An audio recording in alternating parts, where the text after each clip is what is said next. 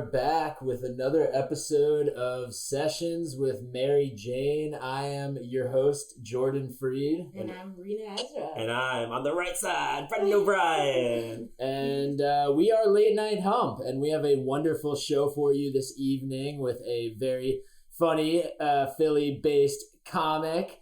Give it up for Zoe Dixon, everybody. Woo! Hello. Yeah. Zoe, you just mentioned that you just got off of work. Where were you working today? I'm an art teacher. Ooh, So- nice. That's what I did. That is For what I what was grade? doing today. What grade? I teach elementary school kids, so like 2nd to 5th grade normally. Wow, how is that? It's, one day at a time. Is it, do you For think, sure.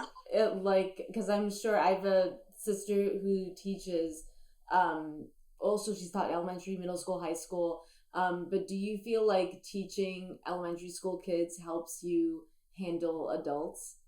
People that you meet throughout your life have because I'm sure you have much more patience and tolerance for certain things, but just people, I don't know, out and about, adults can be babies. I think adults are worse. I think adults are worse, which is why I work with kids. Yeah. How long have you taught art for? I started this job this school year. Before that, I worked at Painting with a Twist. Mm-hmm. So it's been a little less than a year. Okay, Ooh, cool. Switch from wine to apple juice. Basically. Sip and paint. All right, well, Zoe, before we continue on and get into this episode, we have a challenge for you that you will be able to partake in throughout the course of this episode. We are going to ask you to name, appropriately because of your profile picture, you're going to name as many Pokemon as you can throughout this podcast. So, you say, whenever you think of one, you say it, we put it on the list and see how many you get at the end of Sessions with Mary Jane today. Yeah. All right. So, Do I just call them out? Do I just call them out? Oh yeah, Yeah, whatever you whatever want. We will have our PA record it. All right. I'm going to start with Wobbuffet. I think he's the GOAT. I think he's the underrated GOAT. Why is he the GOAT? Because he minds his business. Wobbuffet minds his business. True, that's very true. Have you noticed that there are certain qualities in the Pokemon that you have seen in human beings in your life? Especially, I want to say Psyduck. I see a lot of his qualities in me. I think we have the same mental illness. Mm. I fuck with that. I think we got a lot of meows in this world. I think we got a lot of people trying to please others. Yeah. True. Yeah. Is there a certain That's my Is there a certain Pokemon type that you don't necessarily vibe with? Like when you see the equivalent of a certain Pokemon in the wild of our real world, you are like, get away from me, I will not catch you. electric type. Electric type? Oh yeah, that's a good pick. Yes. That's a good one. Yeah. When did you get into Pokemon? From the very, very beginning, or were you? Because Pokemon is only, oh my gosh, Pokemon's 25 years old, right? Yeah, Pokemon's older than me. Yeah. Oh, I've had a year of life without Pokemon. And Yeah. then Pokemon Yeah, I came can't in. imagine. I can't imagine without Yeah. It's just all encompassing. Yeah. Where did you grow up? Philly. Oh, okay, cool. So you grew up there and you're there. How has it been from the beginning, your childhood, to now, post-pandemic, to people? Well, the growth in the population is very different. But can you talk a little bit about that? Just my life. Yeah. Oh, well, yeah, but also, yeah, in general, everything. In 100 words or less, tell us your entire life story. Spark notes. But, specifically growing up in Philly and how that's changed through the course of your life. Yeah, I've moved to a couple different areas. When I grew up, I would say, most of grade school, I lived in the northeast part of Philly, which is just, mostly immigrant. It's not a very rich area. It's very cool. And I used to, it was very like, Philly has like a lot of cool architecture and like shit to do. But I feel like as I get older and as like gentrification happens, I feel like the biggest change is the architecture. Like they're knocking down all of the old houses and building those like square apartment buildings. Mm-hmm. Damn. That is kind of sad because it like takes away the character of a place. Yeah. Right? And it's just like you're like, no, stop flocking over here and stop doing that. Yeah, I think unfortunately, stop coming to Philly. Yeah. It's like more and more areas as more time goes on, like people are just like trying to go for like more of like a uniformity and basically turn every city into a condo complex essentially, right? Because that's like in some people's world, that's like the ideal look, is that everything looks like exactly the same as everything else. Yeah, which is bizarre. Yeah. I don't know. Growing up, you're watching Star Wars and you think that's going to be like the future, and you're like, everything looks so different. And you're like, what do you mean? We have all these different planets. Like, why is everything now shaped like a box? Yeah. Why is everything a luxury apartment? Yeah. Yeah, Invader Zim is the real future. Oh my gosh, whoa, bring it back. Yeah. That show, wow. Yeah. I should rewatch that as an adult. Yeah. That's right. There are a lot of shows we had as kids that were very adult concepts. Yeah. Yeah. Charlie Dog. Oh my god, yeah. Yeah. That one was sad. Kind of sad, kind of scary. That show stays with you. Yeah. It gets you ready for the real world, though. I like to think that we are more equipped for this world because of the cartoons that we watched. Absolutely. Zoe, do you remember the first cartoon that you saw, or like just the first memory of seeing a cartoon when you were a kid? I don't know. I was always a cartoon kid. It might be Pokemon. It might be SpongeBob. Yeah. I saw Monsters, Inc. in theaters. Oh, the first one? Yeah. That's a big memory. That's a big memory. Yeah. Yeah. I'm sure. Yeah. What is it about cartoons that has like always kind of attracted to you, or at least interested you? I guess because like we'll talk about this in a little bit, but you are also a cartoonist and an artist and a figure drawer yourself. So like, what about cartoons made you want to create your own comics and your own cartoons, essentially? Yeah, when I was growing up, I was really big into reading like the Sunday comics. So my grandma would like save them from me, and the paper my mom would save them for me, and I would just read all the time, draw my own comics, figure out how to do my own storyboards. And I just like cartoons because anything could fucking happen in a cartoon. But I like the surreal stories. I like the artwork of it, and I love like how much work goes into like a 15-minute episode. Yes.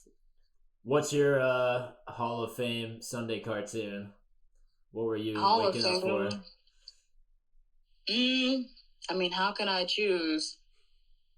I always was a big fan of like, there was this one cartoon called Shaolin Showdown. Okay. Have y'all ever seen it? It was like a fighting. I love the violence. I love tragedy, watching people suffer. So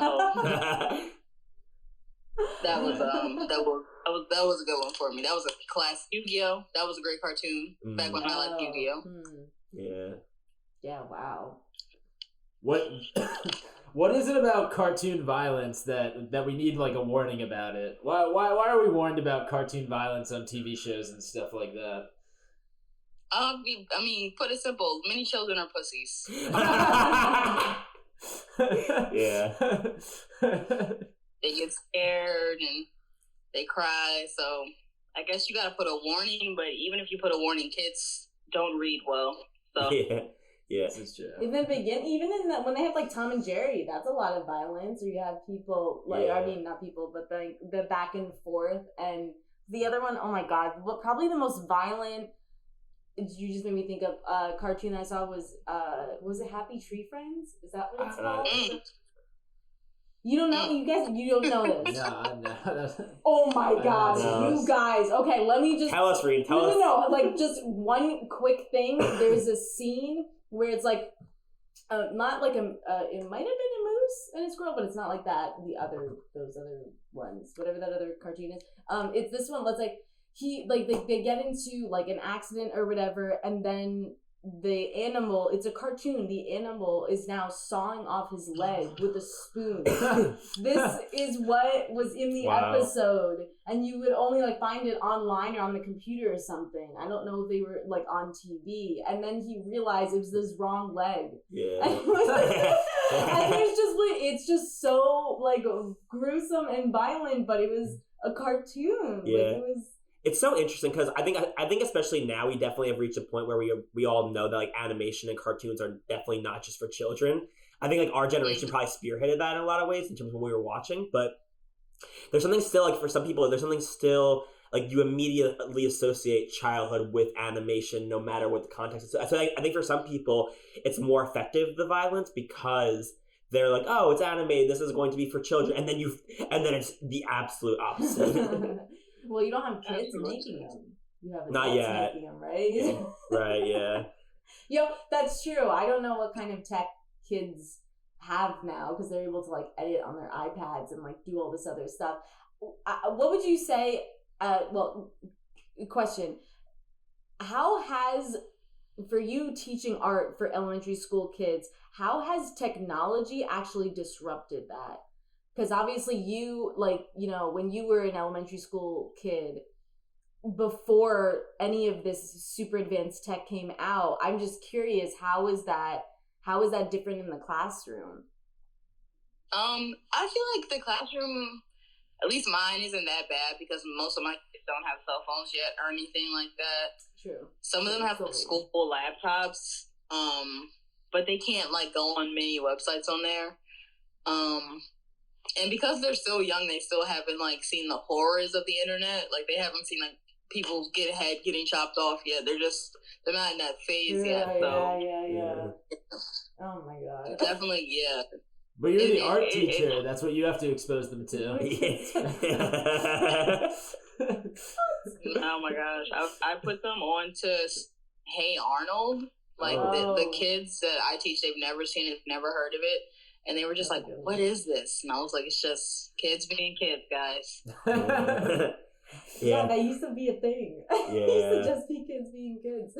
Now I feel like we have to have like a purpose and an agenda, and we have to go on here and we have to influence people. Yeah, no. At the age of 7. There were episodes of Hey Arnold where they were just like their whole thing was they like got on the wrong bus, or they like were like they had to like figure out how to make an ice rink when there was no ice rink. Like, you know, it's like normal kid shit.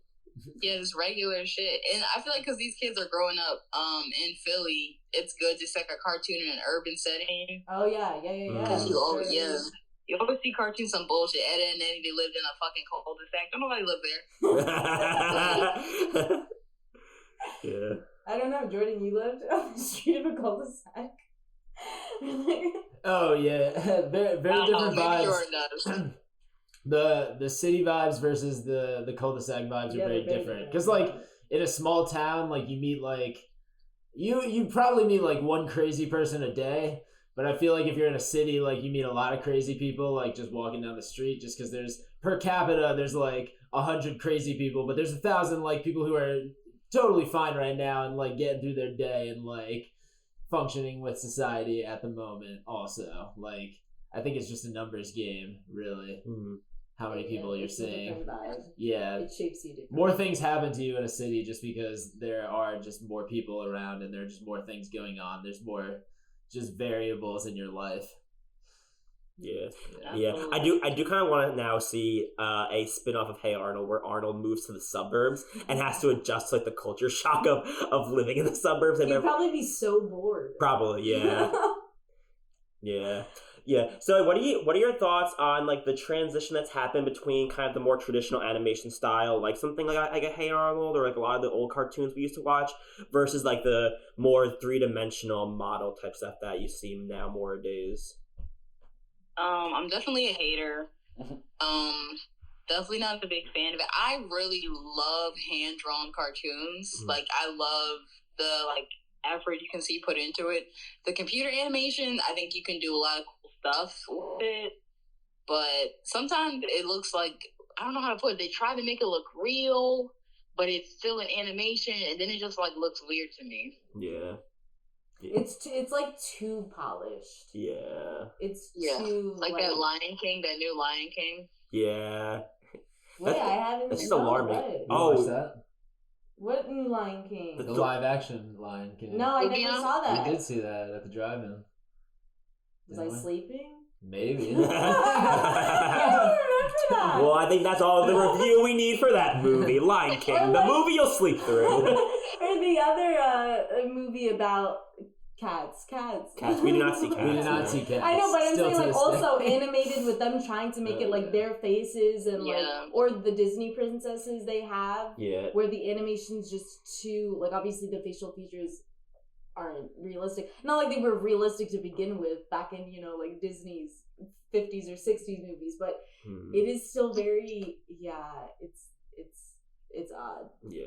Yes. It's odd. Remember back when we also had the 3D and like 4D was like the new thing in the theaters when you have like. Do they do 3D in movie theaters still? Is that going to happen know. still?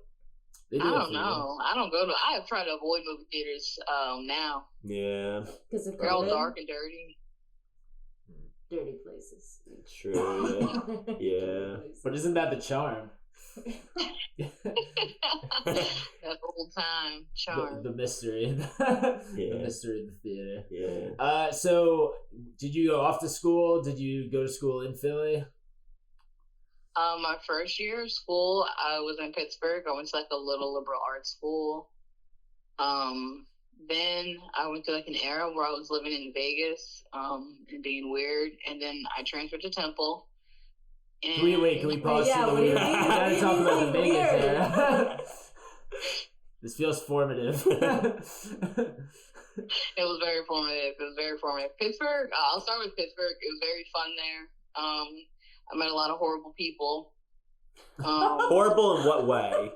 Horrible Pittsburgh. Definitely very dank. Definitely very gritty. I will say, and I'll say, I met a lot of cool people, but they just didn't have the energy people in Philly have, I guess. And then when I was living in Vegas, I loved it there. I would love to move back there. But unfortunately, I'm sorry, I'm high as hell. I ain't supposed to edit pills. Yeah, Mary Jane takes this when she kicks in. This is the place for that, yes. And if you are listening at home, it's a safe space. Yeah, guys. In case people are doubting us at home, Listen, this is real. The people listening, the people who are speaking, we're all on the same boat, and we'll just keep riding that boat together. So go on, do your thing, and continue. You were in Vegas, and you would love to go back there. Yeah, it was great living out there. I was 19 at the time. On your own? It was me, and I was living with this guy. For how long were you in Vegas?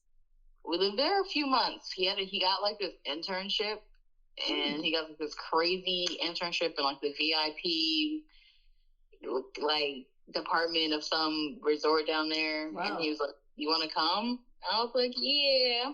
So Wow. yeah, that was it. I went and lived out there for a while. Yeah. What was the biggest change or thing you had to adjust to moving from the East Coast and then all the way out there? How nice people were. Very, very nice. It's very relaxed. The pace is very slow. And everything's open all the time. I loved it. It was like my ideal place to live. Wow. That's sweet. Yeah. Yeah. Zoe, you dabble in the skateboarding. Is this a true fact about you? Yes. I feel like I'm on Nardwar. Yeah, I do skate. That's Yes. how I used to. But I definitely skate, yeah. Please tell us of your tales of how you got started skateboarding and all your joys of 4 wheels and 1 board. Real bad at it. Got fucked up a lot on that board. I think the first time I skated, I was in the 5th grade. I used my older brother's old skateboard. Once that broke, I didn't do it for years. Picked it back up when I was 20, and I was going to Temple University. And there's like a lot of girls who skate like on that campus. Like they have group chats, and they all meet up like at midnight to skate and stuff like that. Very strange, but I was big on just like skating. I loved drinking and skating and seeing how that went. I fell a lot, hurt my knees a lot. What was your go-to beverage when you would drink and skate? I would drink like Four Locos. Nice. Very solid. Yes, very energized. Yes, very smart. Yeah. Oh man. Yeah. False confidence for the skating. Yeah. Yeah, basically. Yeah. Are there any other like skating circles that you've been involved in, or that you've like other people that you know that have skated in different areas? I've mostly just skated in Philly skate parks around here. I did, because of like my skating lifestyle, I remember I went to the premiere of that movie mid-90s. Oh. I got to meet the cast and everything. Oh, cool. That was really, really fun. Very Wow. cool. Yeah. What were they like?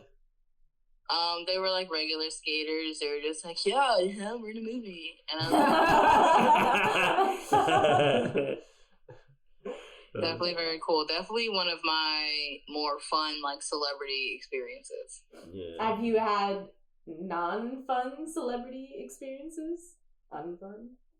I don't know. I don't know if I have had any unfun ones. I've had some like uneventful ones, some like unexciting ones. That one was like fun because we got to like interact with the cast and everything. But I've met some celebrities where we just like take a picture, which is just like, yeah, well, you know, whatever. Yeah. Do you have like an ultimate like favorite celebrity of all time? I don't know. I try not to focus too much on celebrities. That's good. Yeah. It's wise, yes. Agreed. Yes, I can't keep up. I can't keep up with a stranger's life. Like, there's people whose work I appreciate a lot, but there's no celebrity who I'm like, I'd fucking pass out if I met them. Like, I'm a grown woman, you know? Yeah. It's no reason for me to pass out seeing someone else. Yeah. Whose work do you like, or who are some artists or celebrities that do inspire you? There's this one visual artist, his name's Terrence Nance. He makes like movies and visual arts and shorts and claymation. He had a show on HBO. I would definitely say top creator, big odd future girl in my teenagers.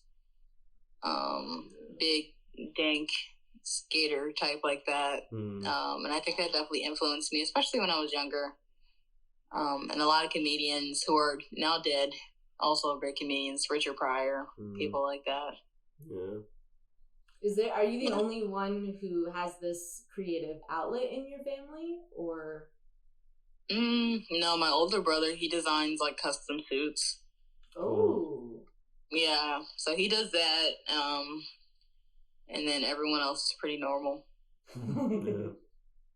How did your comedy journey begin? My older brother, when I was in middle school, he used to show me stand-ups. And then throughout my teenage years, I would just write my own routines. I would never perform them. And I think for my 21st birthday, my gift to myself was to start stand-up. And yeah, since then, I haven't really taken a break since.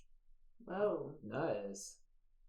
How is that how was Philly during, I'm assuming like most places, but when the pandemic started, when you're, you've got your momentum and you're going to a lot of mics, and then the pandemic hits, and then it happens to like every comic where you have to take that, like, what did you do in that pause period, like that in between? Zoom shows, and I started roast battling.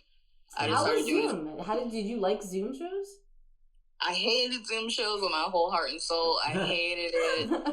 It's weird, right? It's weird. Yes, I hated it. It's like you waiting for a laugh. It's two people. They know your joke already. Like,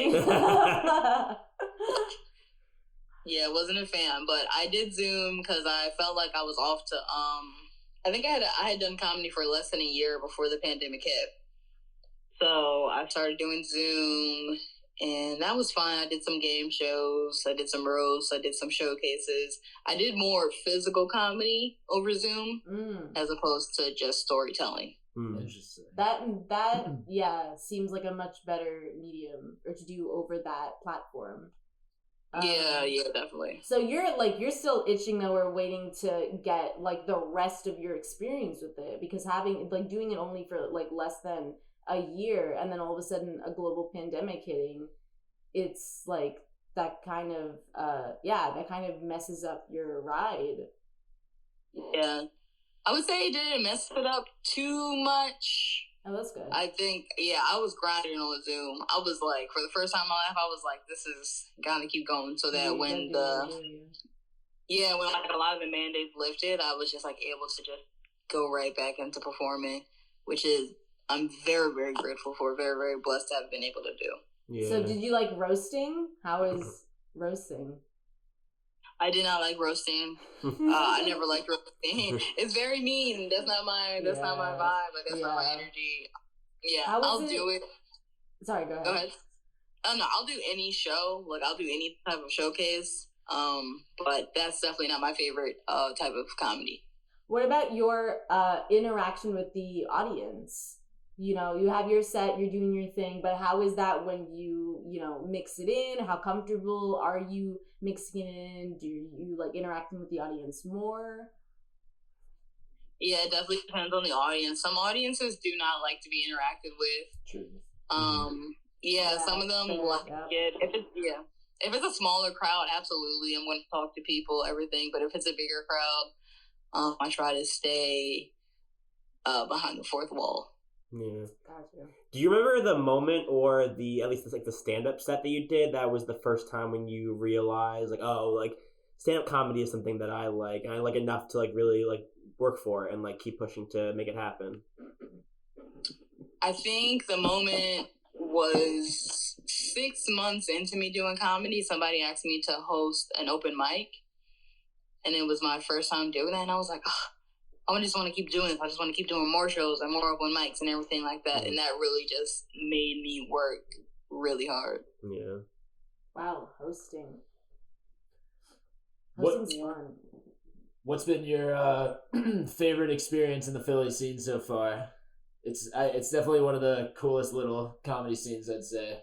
Like, you guys have a couple of clubs. You guys also have indie shows. Definitely. I don't know. I've performed at a few of the clubs. I've done a lot of showcases. I've had a lot of experiences. Honestly, and I was talking to you about this before, Jordan. My favorite show to do was Late Night Hump over in Jersey. Yes, I love that. that. Yes. Yeah. I loved it. It was just so chill, nothing to prove. Everyone's smoking. I'm a laid back person. I love a laid back showcase. Yeah, we're on hiatus right now because events are just canceled at the joint just for COVID until it goes down, but we'll hopefully be back soon. Yeah, now there's other people with weed shows on Wednesday night, and I'm ready to get back to my weed show on Wednesday night. Oh, because it's legal, so now it pops up Everybody's everywhere. Doing it now. Yep. Yeah. What about being a woman in the scene? I have to ask. It's different. When I show up to a lot of showcases, a lot of time people don't think I'm a performer. Which is very weird. They don't believe I'm a performer. They think I'm an audience member. They're like, that is very weird. They're so certain. Like, no way, you can't. They don't even know you, and they just judge. Yeah, it's weird. How does that differ? Like, how do you look like an audience member and you look like a comic? Like, what does that mean? What do you It's like I'm in the green room with you. You have to walk around with a mic in your hands at all times. That's the only way. Stand up, no stand up. Stand up, no stand up. Regular civilian performer. Yeah, it's weird. People, I think I get challenged a lot. I think, especially by men, I've had a lot of men come up to me, corner me and be like, "You think you're funny?" I'm like, bro, it's Tuesday. Take it down a notch. Oh my gosh. Yeah, there's a different level of approaching during open mic culture. Oh my gosh. Yeah. Well, what about because obviously there are more women I think coming up in this scene in Philly as well, or maybe there's more women in Philly than over here. I don't know. I have to ask you guys that, because I feel in Jersey for areas, Jersey specifically, I'm saying, I don't include New York because New York City just has so many different pockets, but I mean, how is that where you have you found a community of women who at least you have each other's backs, or you're at least supporting each other, or you know? Yeah, I mean, there's definitely a few women that I feel like are not only great comedians, but great friends of mine. Finesca, Nicole Phoenix, Tata Cherise, fantastic comedians. And I feel like we've all like been moving forward together in the scene, which is really, it's really nice to have that kind of base community when so many people verbally doubt your comedy career. For sure. And then they kind of like alienate you. They are already placing you into whatever box without, you know, you have like giving you even have like you have an equal opportunity as anybody else. So it is just lopsided. Yeah. Have you had the opportunity to get to travel for stand-up at all? I've done some shows in New York, just Jersey. I think those are the farthest. I've done some shows in like middle of nowhere, PA.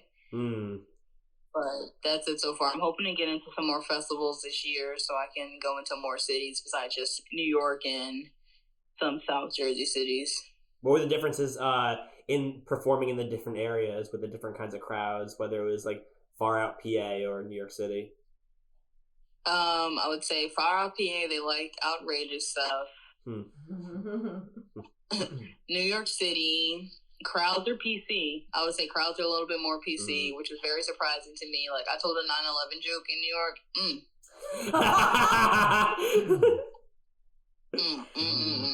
I was like, okay, not in Philly anymore. Yeah, it's still a sour, touchy subject. Yeah, why is that? Why is it about New York City? Later. Why is New York City like that? I mean, I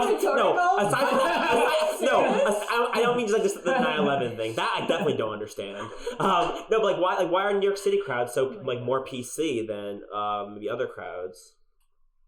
I think it's fake. I think it's appearances. I think people in New York like to appear a certain way, which is for anything, but I think the culture in New York is to be very like conscious and worldly. And I think because of that, a lot of people don't like certain material, which is fine. That's just how it is. But I had to learn that a hard way, for sure. It definitely seems like they are, so they feel like better about themselves if they're just like, oh no, that's, you know, not appropriate or piece or whatever, because we're so, you know, liberal blue state, like whatever, and we have to be, so we like, carry ourselves above other people, but they're the same, you know, cruddy people underneath. Like, it's just... so it's horrible. Like, unless you're literally, like, doing things to help the community, who fucking cares what you laugh at? Yeah.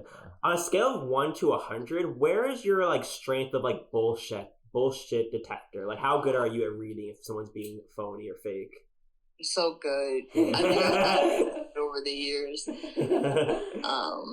But people, I mean, when people are fake, I don't take it personally. I really just like, wow, they must really be going through something to think no one notices how weird they're being. But I try not to be on any bullshit personally. I try not to ever be fake with people. I think people are like, people have been over it. I feel like we are in a culture where people have to be, and then I feel like then we definitely swing the other way where people are like too much themselves, which that sounds weird, but they're like very, I don't have skin anymore. Very open. Like, there is, privacy is not even a thing anymore. Like, it's not, it's like, oh, what are you holding back?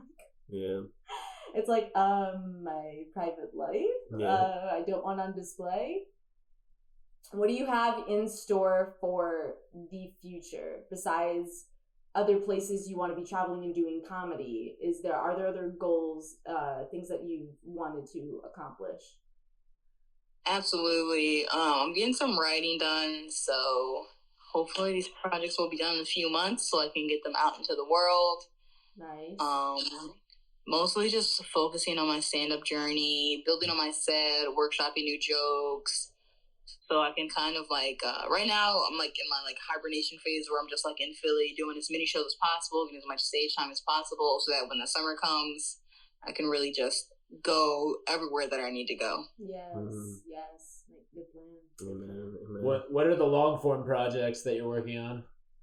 Long form projects? A lot of like... Well, you said writing, I'm working on like a little like one man show. Cool. I wanna, I'm a big fan of like, I don't know, this is like a really weird story, but when I was 14, I saw Billy Crystal's one man show on HBO. Mm. I was like, this is fantastic. Like, I'd love to do something like this. So and I love like theater, live performance like that. So that's what I'm trying to get off the ground right now. Sweet. Well, you put it out into the universe, you'll do it. Absolutely. Manifestation. Yeah.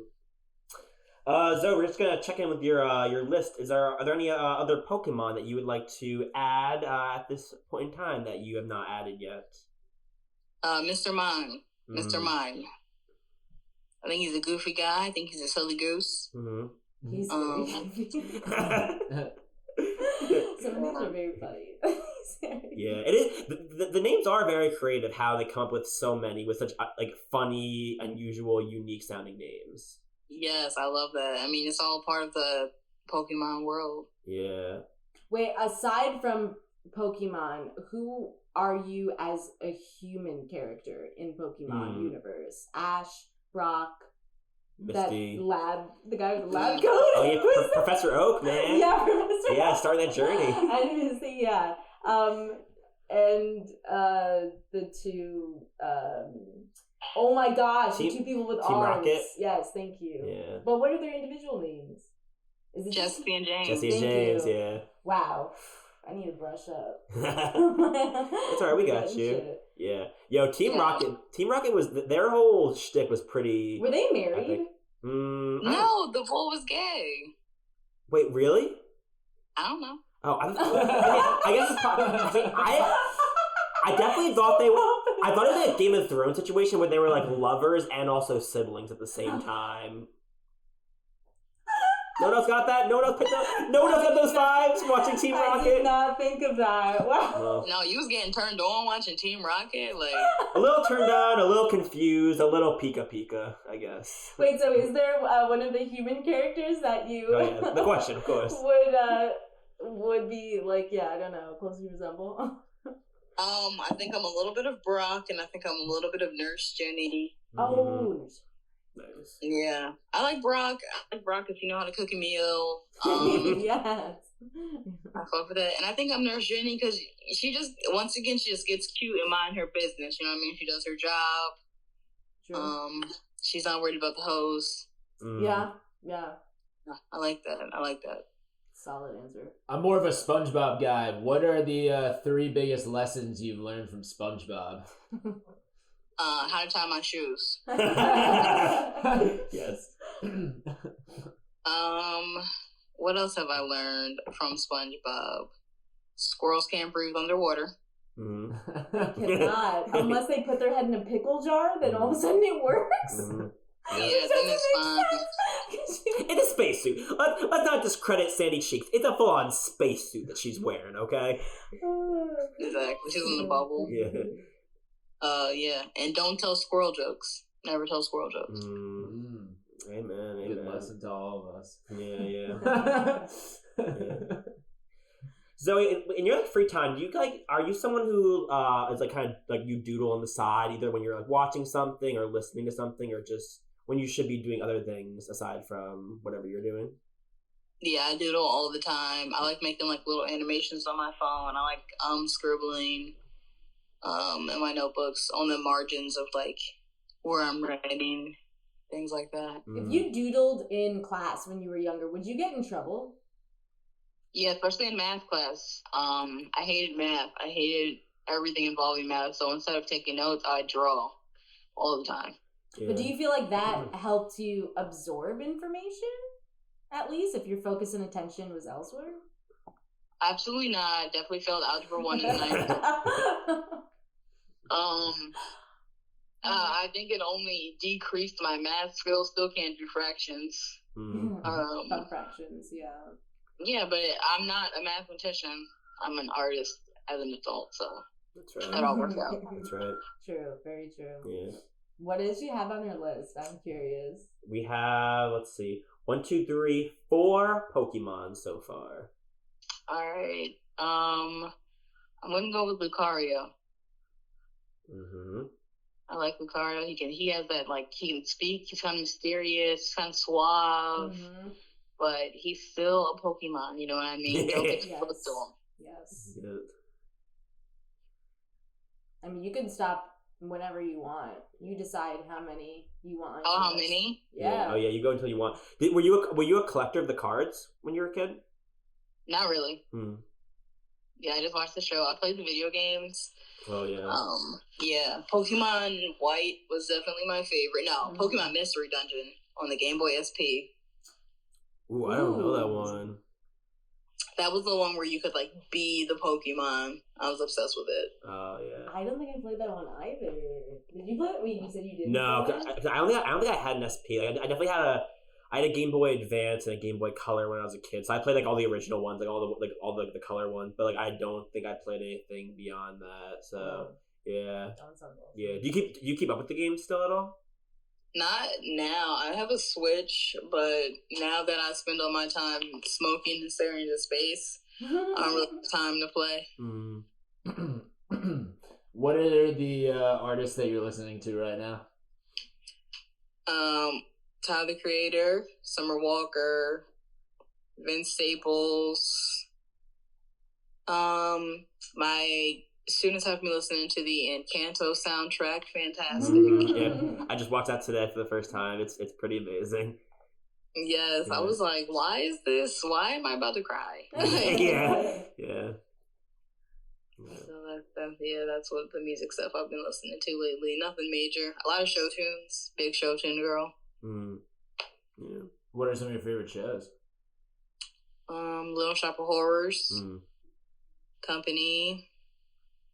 Dreamgirls. The basics. Nothing crazy. Yeah.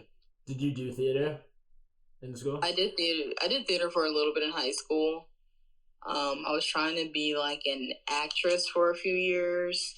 So once I got to college, I did some extra work for Netflix, but I kind of moved away from that journey and then moved towards comedy. Do you ever want to get back into acting now that you're doing comedy and you realize that that's how you make money in comedy is by getting a sitcom role? Yeah, literally. I want to I definitely want to get more into acting and get some auditions set up in the next few months because I'm ready to. I feel like I have the performance skills now that I've been on stage for behind the camera work. Yeah, nice. Yeah. Did you always feel like you were a natural to performing, or was that something you had to kind of get yourself used to the idea of doing? I definitely felt very natural to me. Being on stage always felt natural to me, even as a kid. I always struggled with like one-on-one conversations. I was a very shy child. Even now, I prefer standing on stage than having a one-on-one conversation with people. It just feels so. It's like I'm in like my zen when I'm on stage. Yeah, and there's also like something pretty intimidating about a one-on-one conversation because it's like there's nowhere to go. It's like at least if there's like a couple people, you could always like take a break, especially if you're like a little more introverted. You can like relax for a minute, like cool, they're gonna have the conversation. I'm gonna kind of like recharge, and then it comes back to you. But when it's just two people talking, it's like I think that's when you really find out like the strength that you have with like connection wise with the person. Sometimes it's because like there's no there's nothing else for you to like bounce off of. It's just you and the other person. Yeah, absolutely, and that's exactly what it is, especially because I don't really care about most things people say. Hit a lot of dead ends in conversations. Like, okay. Yeah. Who's the person in your life that you would say you're the most comfortable with? The most comfortable with? Definitely myself. That's a good answer. That's a good answer, yeah. A lot of people would not say themselves. Yeah. Yeah, I'm my best friend, I think, at this point. And I think I'm on like a journey of like self-love or whatever. And I definitely feel like I'm my own ride or die.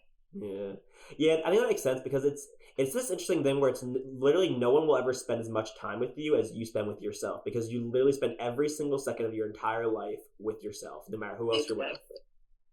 Also, at the end of the day, like you're the only person getting you through whatever experience. You can have things that like assist you and stuff, but as Jordan says, or he told me, it's just like you're going like on your own journey. Like this is like there's not. It is still solo. It doesn't matter whichever way you look at it. Yeah. Well, this wasn't solo. No, not at all. All of us on the journey. Go ahead, Trey. No, I was just gonna say, how do you treat yourself? What's your self-love weekend? You're taking yourself away for the weekend. What are you doing? Oh, I don't know. I like to treat myself every day. I like to treat myself at least once a day. I spoil myself, but definitely my favorite self-care is just getting high. I like getting tea, taking a long walk, blasting music, just sitting around writing, nothing crazy. I like to be very low key. Maybe go to the park. Yeah. Wow, that's simple. That's yeah. sweet. Do you feel like you get more creative, or you get more creative stimulation from either being high, smoking, whatever it is? No, I actually think it takes away because I never want to do shit when I'm high. I'll get the ideas, but then I won't have the ethic. Yeah, the execution is hard to carry out when you're high, for sure. I'll be like, this is a great idea, and then I'll be like, but... My phone's all the way over there. Yeah, right, exactly. When it gets to the point of having to record it, even forget it. I think we've all had so many thoughts that are fleeting. I'm sure we've had so many brilliant ideas that are just in a void. Yeah, I went to the movies yesterday, and I'm usually a pretty good audience member. I don't put my phone out. I just sit there, keep it in my pocket, whatever. And I had an idea for something. I didn't have a notepad or anything, and I was like, man, I'm gonna forget this idea. I was like, no, I'll remember it. And I was like, I enjoyed the movie, but I spent the entire 2 hours worried that I was gonna forget this idea. And you know what? I did, because I remembered it, so it's okay. And then I wrote down my phone. So, but yeah, it's hard. You gotta catch those moments. But gotta catch them all. Catch all those moments. Gotta catch them all. All right. So before we wrap up for this episode of Sessions with Mary Jane, do you have any last minute at the buzzer jump shot Pokemon that you want to throw into your count? Yes, Goldeen, Snorlax, Mewtwo. Yes. Charizard, Charmander. Whatever Goldeen turns into. We can't count it. We need an actual name, but we know what you're talking about. Yeah, that's a good one. Pikachu, Raichu, Meowth. That's it. That's all I got for y'all. Do you know how many Pokemon there are in total? Well, there was at one point 150, but then and more to see, because to be a Pokemon Master, it's your destiny. But then 151, and then they just continued on after that. So, well, this has been wonderful. This has been a real delight. And you got 13 Pokemon. Lucky 13, and we are lucky for having you here, Zoe. Thank you so much for being on our podcast. Thank you, guys. Yes. You got any handles, any places that people can find you, any shows coming up you want to plug to the people at home or in their cars or in their minds listening to you right now? Yeah, you can follow me on Instagram at the Zoe Dixon, at the Zoe Zoe Dixon Dixon. You can find all my show dates and times on that page. Cool. Sweet. Thank you, Zoe. Thank you, guys. Thank you, listeners at home. And, just keep looking at Late Night Hump. Just go at Late Night Hump, latenightHump.com, latenightHump@gmail.com. Anywhere LNH Late Night Hump will be there. We'll be making things for you guys to look at, to laugh at, and to enjoy. So enjoy life until we see you or you see us next. Oh, yeah. Get that hump in. I'll see y'all later.